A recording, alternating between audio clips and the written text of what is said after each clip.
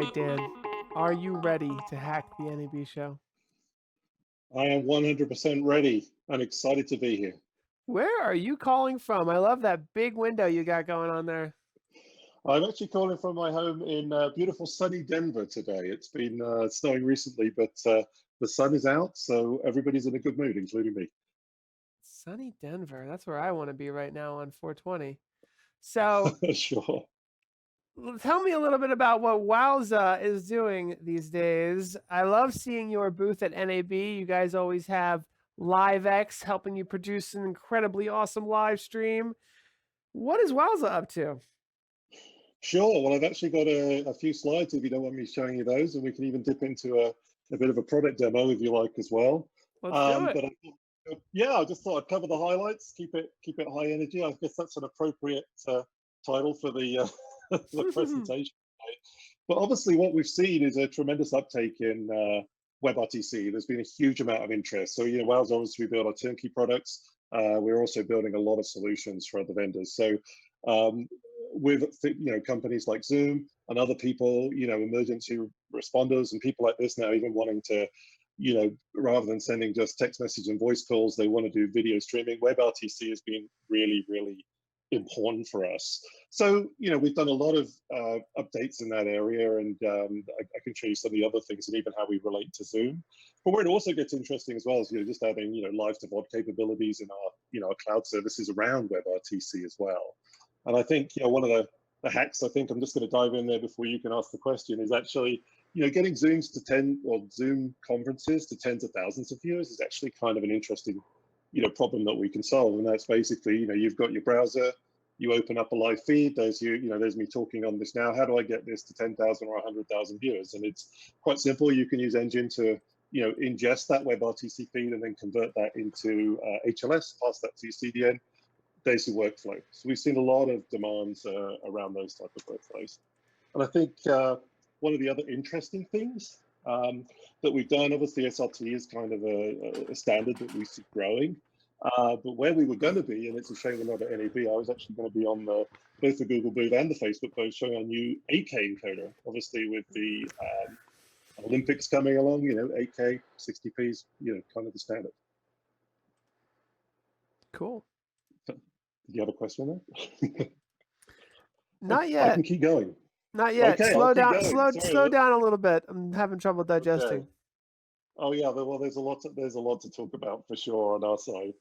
And I think when we talk about our hardware encoder, obviously there's lots of software encoders like OBS out there, other solutions which are there. I think we've seen an awful lot of hardware encoders today, and I think one of the most amazing things that I've seen with the Clearcaster, as I'm sure all the encoder vendors has, is just this sheer demand at the moment. And I think it's almost the biggest selling point of Clearcaster is its simplicity and the customers that I've spoken to.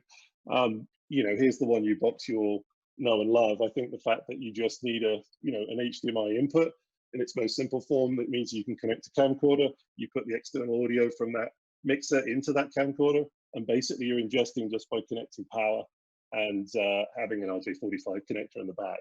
And this is absolutely fantastic for our customers, particularly those who don't know anything about streaming. And I think everybody on this conference today would probably say those are the sort of customers they're talking to. Sorry, Cool. taking a splash of water there. So I think rather than maybe just going in and explaining more about how the Clearcaster works, I think we all know how an encoder works. I think obviously we've got very tight integrations with, Facebook, LinkedIn, YouTube, all of these other things. Maybe it'd be good just to dive into the GUI and perhaps show you some of those new features that we're working with. Let's do it. All right, so I'm just going to stop that share. I've got a super wide monitor, as everybody seems to have today. So for me to share, I just need to bounce around the screen a little bit here. So of course, I think, a lot of people are showing a lot of physical equipment. You can see in my room, I don't have any physical equipment. And this is actually one of the biggest strengths I feel of the Clearcaster, is the fact that everything's accessed and controlled by the web UI. So here I am, I'm logging into my Wowza account. And the first thing I'm going to get to is basically a list of the physical machines. And these are obviously my demo fleet, which are based inside the office in Denver here. So each one of these machines that you're listed here, so Alfred, Bert, Danny, these are all physical 1U boxes. And again, one of the great things about this, if there's a software update that needs applying, I'll basically get a software update light here. I can click it. I don't need to go anywhere with a USB key. I don't need to physically be anywhere near that machine to perform the update. I can just do everything remotely, including starting and stopping broadcasts. And I think one of the most important things, we've heard a lot about houses of worship, we've heard a lot about education, but of course there's all these sort of hotel conferences and events that should have been going on, which just aren't running. One of the nice things we've done is, embedded Singular Live into the system. So I think we're all probably aware of the external presets that could be used. But the fact that you can just dive in now and have, lower thirds inside the system, and all these can be effectively, updated in real time. You can change the position. If I take a look at this logo here, I can reposition it. You get the idea. All of this is built inside the system. So it's very, very simple for anybody with really no knowledge at all to sort of add in breaks into their sessions, have a professional looking clock. If you want to go more, obviously you go off and you use a full character generator. But again, this is just a 1U box. You can place that into any environment and away you go. You're broadcasting. The output looks professional, and we can go to many, many feeds at one time. And let's just take a look at one of these up here. So today I've actually got 2 broadcasts running. So you can see I've got this output here is going to multiple targets. So you can see I'm going to YouTube, I'm going to Facebook. And of course, it was brought up earlier on that different social media platforms expect different social media types or feeds going into those platforms. So of course, we all know Facebook prefers 720p. YouTube, you can go right the way up to 8K or 4K would be pretty normal if you want to generate those feeds, and they'll obviously do all that work, adding in the captions using voice recognition. So does Facebook. That's great. But one of the things we've added into the system is the ability to turn on and off these feeds. So this is broadcasting. I'm actually running this now. So if we go and have a look at the monitor tab here, you can see my ABR stack is actually running. So there's my 1080, 720, 540. And this is just showing the adaptive bit rate of each of those feeds that are being encoded at the moment. So no problems at all. Everything's connected. Everything's running here. No drop frames. That's good to see. Systems operating within temperature. But let's say, wow, you can actually see the temperature of the device. Yeah, so this is the bit which is going to blow you away as well. I can actually not only look at normal, like what's going on live, I can look at any archive broadcast. So you can see I did a demo this morning. It was running for 33 minutes. I can go in, open up the data. All of this stuff is stored on the cloud, so it's actually all in AWS. And I can actually look at the historical data for temperature and CPU load for every encode that the machine has done.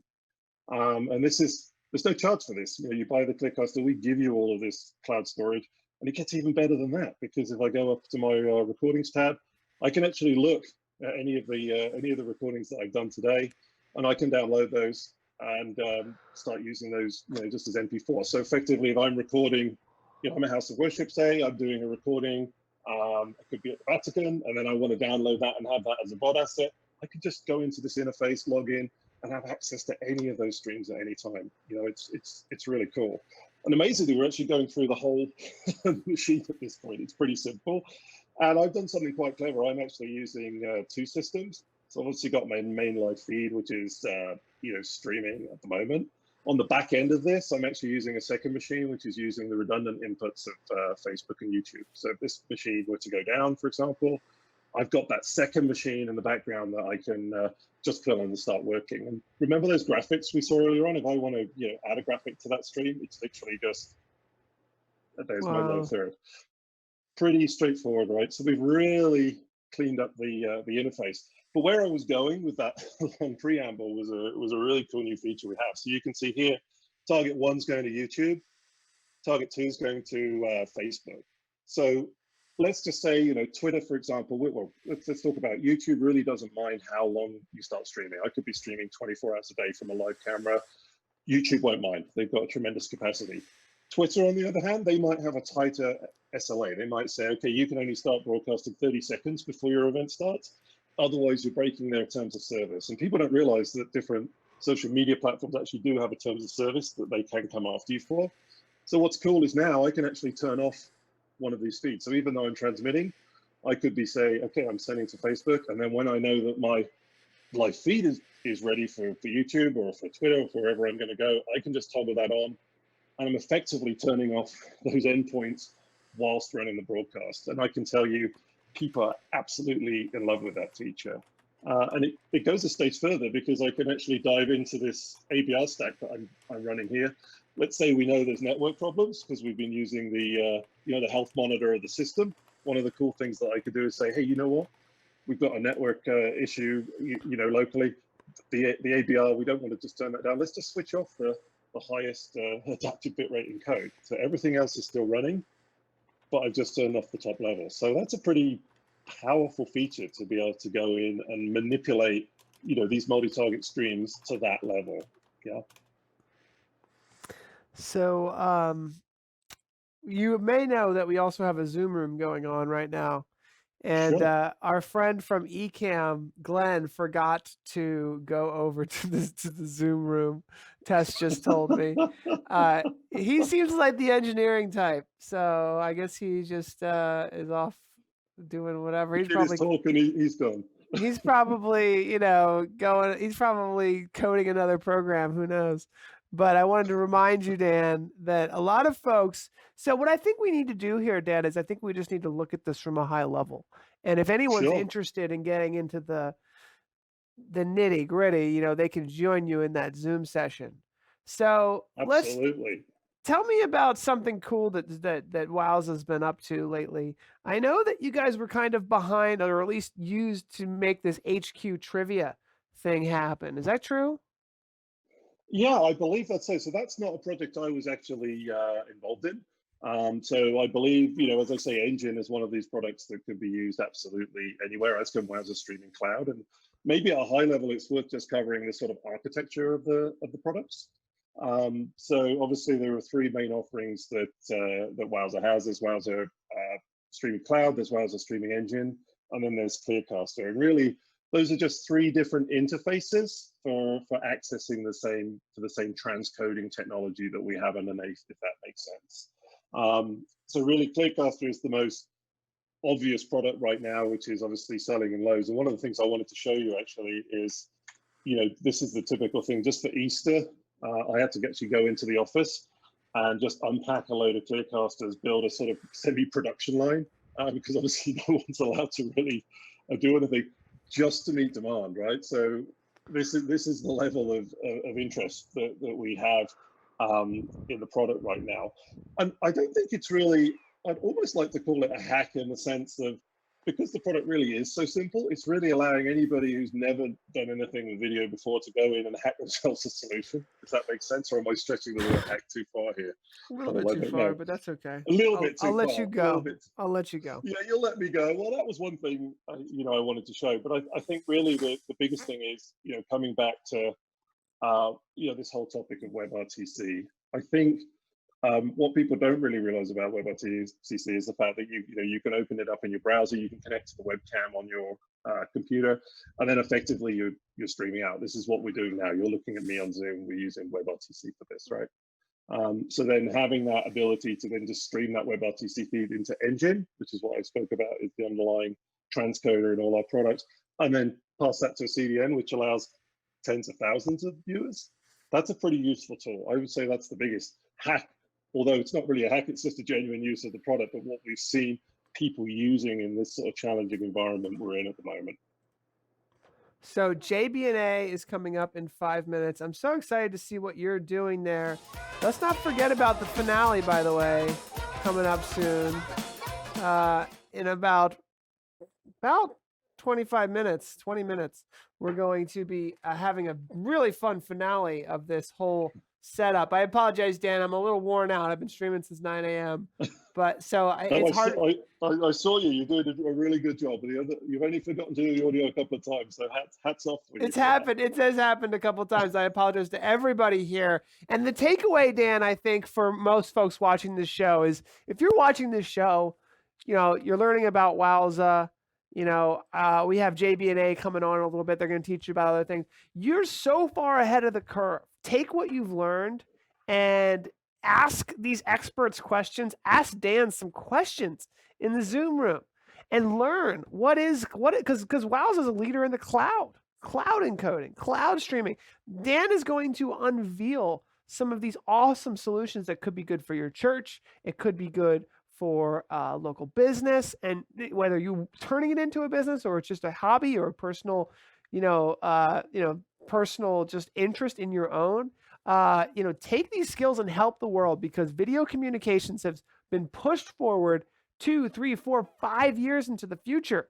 Grab that opportunity. It is a strange world. The economy is in a weird place, but we've all learned, company after company after company has come on to Hack the NAB Show and said, video communications not only essential, they're booming. And become part of come on this journey. You don't become a video production expert overnight. This is not going to just watch 20 minutes with Dan and understand the Clearcaster, okay? Even I was looking at that thing and going, why the heck do we take the temperature of this device? But it doesn't matter. It doesn't matter, because Dan's here. He's going to be jumping in the Zoom call with you in just a moment. And we're going to learn about what really matters. And hopefully you can take this information and help somebody. And that I think is the goal. Don't you think, Dan? Oh, no, absolutely. And I think, that's getting everybody on board with this. I mean, video streaming is such an exciting thing to be involved with, right? And you mentioned that and I've seen people in the YouTube chat that I was talking to. It's really interesting that some people are doing this as a hobby. Yet a lot of people are doing this for a living, and now's the time to be getting into this industry, right? It's such an exciting time. And I didn't even get into talking about RTSP and all the the webcams that we can use as your input, and IP. You guys are obviously doing some great cameras, and we absolutely love you guys. But we can take any of those sources, right? So now's the time to be learning about it. We're here to help. I'm here to help. I'm going to hang around. I'm looking forward to this show at the end of the day. So take advantage of the knowledge. You've had some really great speakers today. So thanks for organizing the event, Paul. Well, and Dan, let's do a deeper dive together when we have a little bit more time to go into this, because I do want to learn a little bit more about the webcams and the sources that you guys work with. But I think it's a good idea to just tell everybody, look, this is really powerful stuff. It's great technology. It's excuse me. Dan's spending his Easter packing up little Clearcasters over there in a little assembly line in Colorado, just to help the world spread online communication. So thank you for your service, Dan. The world needs more people like you. And thank you. Excuse me. Oh, my word. We'll have I gotta let JB&A on next here, but Dan, don't forget about that Zoom chat, there. Okay? Yeah, no worries. I'll be there. I look forward to meeting everybody. Thanks for having us. All right, thank you, Dan. I'll talk to you soon. All right, take care. Take care.